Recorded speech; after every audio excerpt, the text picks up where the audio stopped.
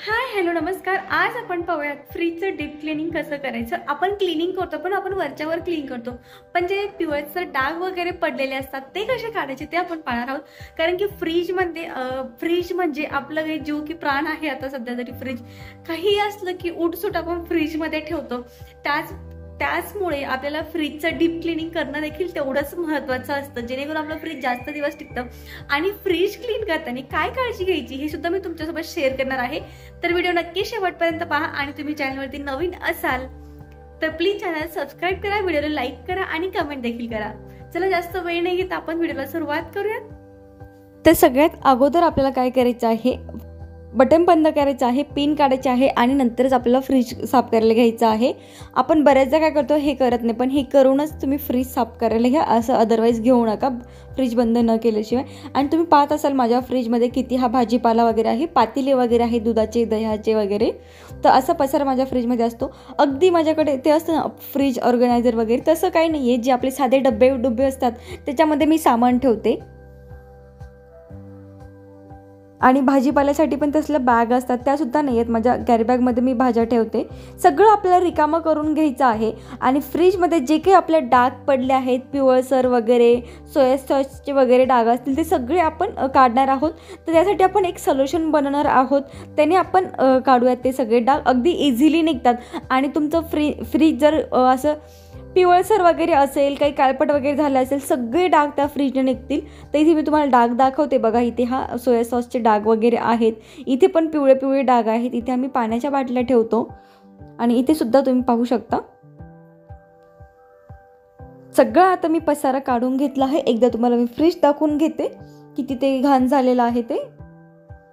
हा जो कोरडा कचरा आहे ना, तो अगोदर तुम्ही कपड्याने त्याला साफ करून घ्या, जेणेकरून नंतर आपल्याला जास्त वेळ लागत नाही. मग ओला झाला ना तो लवकर निघत नाही. त्यामुळे अगोदर कपड्याने त्याला साफ करून घ्या. त्यानंतर आपण एक सोल्युशन बनवूयात. इथे मी खायचा सोडा घेतला आहे 1 चमचा बाटलीमध्ये टाकून.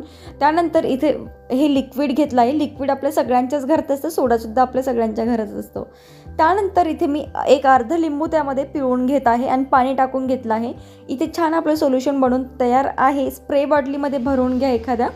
आणि नंतर तुम्हाला 2 कॉटनचे कपडे असतील तुमच्याकडे, तर कॉटनचे कपडे घ्या. व्यवस्थित अगदी सॉफ्ट कपडा असला पाहिजे आपला तो, ज्याने आपण फ्रीज पुसणार आहोत, जेणेकरून आपल्या फ्रीजला स्क्रॅच पडायला नको, म्हणून सॉफ्ट कपडा घ्या. सगळीकडे तो स्प्रे मारून घ्यायचा आहे आपल्याला.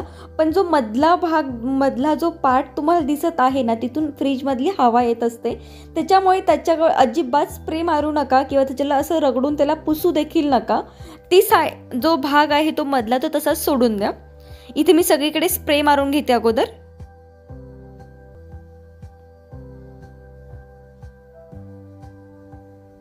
तर बघा हा जो भाग आहे, हा सगळी इथून हवा येते, त्यामुळे तिथे स्प्रे पण मारू नका आणि तिथे पुसू सुद्धा नका.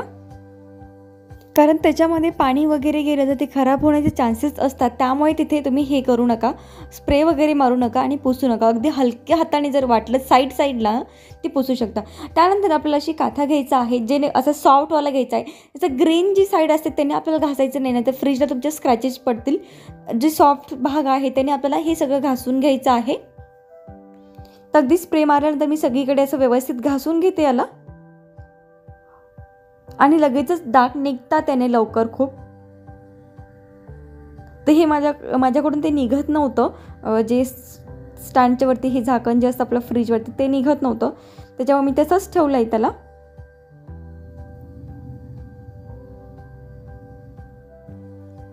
तर इथे सुद्धा आपलं एक हे आहे, तर फिल्टर आहे, त्याला सुद्धा तुम्ही हे करू नका, त्याला सुद्धा स्प्रे मारू नका किंवा त्याच्यावर घासू वगैरे नका त्याला सुद्धा, जेणेकरून त्यात पाणी वगैरे जाईल आणि खराब होईल म्हणून. तर ही काळजी तुम्ही नक्कीच घ्या. तर अगदी मी साईडने फक्त त्याला घासत आहे, बाजूच्या आतमध्ये वगैरे काही हे करत नाही आहे. कारण की फ्रीज अशी वस्तू आहे की एक तर एवढी महागडी आहे आणि एकदा खराब झाली ना इलेक्ट्रिक वस्तू कुठल्याही, तर मग त्या खराबच होत जातात. त्यानंतर एक कोरडा कपडा घ्या आणि त्याने सगळं फ्रीज तुमचं घासून झाल्यावर पुसून घ्या अगदी व्यवस्थित.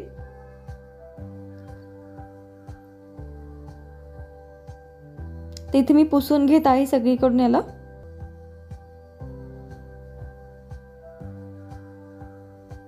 सगळं व्यवस्थित पुसा, जेणेकरून तुमच्या फ्रीजमध्ये वास वगैरे असेल काही तो सुद्धा जाईल.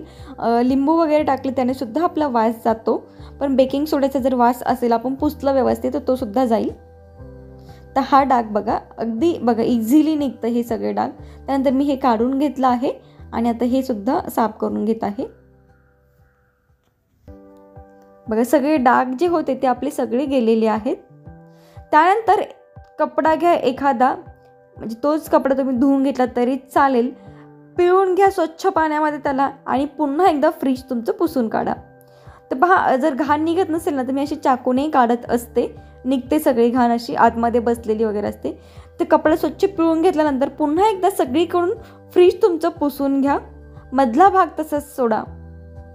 त्यानंतर आपल्या फ्रीजच्या डोअरला जे रबर असतं त्यामध्ये ना खूप काळपट घाण अशी होत असते, तिथे तेलकट वगैरे होत असतं, ते अगदी वेगळीच घाण असते, ती बुरशी वगैरे असते. त्यानंतर त्याला काय करायचं, स्प्रे मारून घ्यायचं, एखादं 2 मिनिट थांबायचं आणि त्याच्यानंतर एखादा कॉटन घेऊन, कपडा घेऊन किंवा असं तुम्ही अशा पद्धतीने त्याला क्लीन करू शकता. किंवा मग आपले ते बर्ड असतात काढून घालायचे, त्याने सुद्धा क्लीन तुम्ही करू शकता. सगळी घाण स्वच्छ निघते याने. तर पहा किती व्यवस्थित निघलं आहे. त्यानंतर तुम्ही फ्रीजला पुसून घ्या पुन्हा एकदा त्या भागाला. तर इथे आपलं फ्रीज घासून आणि पुसून झालेलं आहे. मी एकदा घासलं, पुसलं आणि पुन्हा एकदा कोरड्या कपड्याने त्याला पुसलं आहे, जेणेकरून जो काही ओलपटपणा असेल तो सगळा दूर होईल, त्याचा सगळा जाईल आणि जो काही सोड्याचा वगैरे वास असेल तो सुद्धा जाईल. आणि फ्रीज तुम्ही एक 5 ते 10 मिनटं ओपन ठेवा, जेणेकरून वास असेल तो सुद्धा त्याचा जाईल. जास्त वेळसुद्धा फ्रीज उघडं ठेवणं चांगलं नसतं, सगळा गॅस निघून जातो, त्यामुळे एक 5 ते 10 मिनटं पुरेसं आहे. त्यानंतर त्याच सोल्युशन जे आपण बनवलं आहे त्यानेच मी हे जे काही ट्रे वगैरे आहेत फ्रीजमधले ते सुद्धा त्यानेच घासून घेते. तर ते सुद्धा मी याने व्यवस्थित घासत आहे इथे. त्यानंतर त्याच्यातून ना सोल्युशन निघतच नव्हतं, मग मी काय केलं, झाकण ओपन केलं आणि त्यानेच घासायला घेतलं. पटपट होतं स्प्रे मारत बसण्यापेक्षा. तर काय होतं, असं आपण डीप क्लिनिंग केलं ना फ्रीजचं, तर जे काही छोटा मोठा कचरा इकडे तिकडे अडकलेला असतो तो सगळा निघून जातो. आणि इथे पाणी गळण्यासाठी मी इथं हे ठेवून घेतलेलं आहे. तर तुम्हाला पुन्हा एकदा फ्रीज दाखवून घेते. तर पहा, सगळे जे डाग होते ना आपले ते सगळे दूर झालेले आहेत, तुम्ही इथे पाहू शकता. तर अशा पद्धतीने तुम्ही तुमचं फ्रीजसुद्धा क्लीन करू शकता. जे काही डाग वगैरे असेल फ्रीजमध्ये पडलेले तर सगळे निघून जातात ह्या सोल्युशनने डाग. त्यानंतर ही सगळे जे काही ट्रे वगैरे आहे ते मी आता व्यवस्थित ठेवून घेते. सगळे पुसूनसुद्धा मी ट्रे इथे ठेवून घेतले आहेत, अगदी कोरड्या कपड्याने पुसून. आणि कपडा वापरताना कॉटनचाच कपडा वापरा, सॉफ्ट कपडाच तुम्ही वापरा. असा स्क्रॅचेसवाला असा रटरटवाला कपडा तुम्ही वापरू नका याच्यासाठी. तर पहा किती छान हे फ्रीज निघालेलं आहे. तुम्ही सुद्धा तुमचं फ्रीज अशा पद्धतीने क्लीन करू शकता. त्यानंतर सगळं कोरडं झाल्यानंतर सगळं सामान ट्रे वगैरे लावल्यानंतर मी माझं सामान इथे भाज्या वगैरे ठेवून घेतलेले आहेत. माझ्याकडे असे डबे आहेत, वेगळे असे फ्रीजसाठी डबे नाही आहेत. आपले साधे जे डबे आईस्क्रीमचे वगैरे असतात घरामध्ये येतात तेच मी डबे वापरते, वेगळे असे नाही आहेत. त्यानंतर फ्रीजचा आतला भाग झाला, पण वरचा भागसुद्धा आपण त्या सोल्युशनने साफ करू शकतो. स्प्रे मारून घ्या, एकदा त्याला घासून घ्या आणि कोरड्या कपड्याने त्याला पुसून घ्या. अगदी चकाचक आरशासारखा निघतो. तुम्ही इथे पाहत असाल की त्या याच्यामध्ये फ्रीजमध्ये मी तुम्हाला दिसत आहे. तर अशा पद्धतीने तुम्ही तुमचं फ्रीज साफ करू शकता. जे काही तुम्ही जर ह्या टिप्स फॉलो केल्या, तुमचं फ्रीजसुद्धा लवकर खराब होणार नाही आणि त्याचबरोबर तुमचं फ्रीजसुद्धा पांढरं शुभ्र राहील. तर ह्या टिप्स फॉलो करून तुम्ही तुमचंसुद्धा फ्रीज साफ करू शकता. तुम्हाला आजचा व्हिडिओ आवडला की नाही नक्की मला कमेंटद्वारे कळवा. आणि तुम्हाला जर माझे व्हिडिओज आवडत असतील तर प्लीज कमेंट करून सांगा, कारण की तुमची एक कमेंट माझा सगळ्यात थकवा दूर करत असते. जो काही व्हिडिओ बनवून आलेला मला थकवा असतो, कारण की एक छान स्माइल येते चेहऱ्यावरती आणि त्यामुळे तुमच्या कमेंट वाचून खरंच थकवा दूर होतो. त्यामुळे प्लीज कमेंट करत जा. छोटीशी का होईना, लहानशी का होईना, पण प्लीज कमेंट करत जा. आणि मी मेकअपचे व्हिडिओज टाकत असते, डेली रुटीनचे व्हिडिओज टाकत असते, खूप साऱ्या क्लिनिंगच्या टिप्स वगैरे मी शेअर करत असते. तुम्हाला कुठल्याही टॉपिकवरती इंटरेस्ट असेल तर प्लीज चॅनलला सबस्क्राईब करायला विसरू नका. भेटूयात आपण अशाच नवीन व्हिडिओसोबत, नवीन माहितीसोबत. सध्यासाठी बाय आणि हा चॅनलला सबस्क्राईब करा.